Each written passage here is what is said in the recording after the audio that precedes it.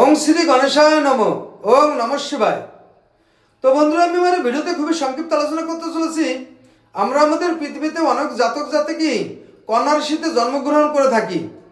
এই রাশি যদি আমাদের লাইফে ভালো ফল দিয়ে থাকে, তাহলে আমরা এই রাশির থেকে আমরা নানা রকম সুযোগ সুবিধা এবং সুখ ভোগ করে থাকি এবং শুভ ফল পেয়ে থাকি।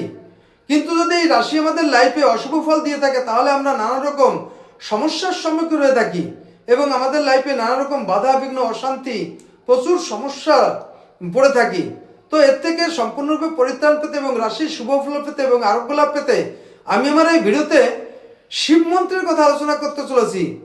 যদি কোনো ব্যক্তি এই কন্যা রাশির অশুভ ফল থেকে শুভ ফল পেতে প্রতিনিয়ত ঘুমের থেকে উঠে হাত মুখ দিয়ে ফ্রেশ হয়ে বা স্নানের পরে উত্তর মুখে বা পূর্ব মুখে বসে রুদ্রাক্ষ মালায় অথবা হাতের কর গুণে 108 বার প্রতিনিয়ত এই শিব মন্ত্র জপ করতে পারে, তাহলে 100% ওই ব্যক্তি রাশির অশুভ ফল থেকে সম্পূর্ণরূপে শুভ ফল পেতে পারে এবং রাশির সার্বিক সাকসেস সফলতা এবং রাশির সর্ব সুবিধা সে লাভ করতে পারে।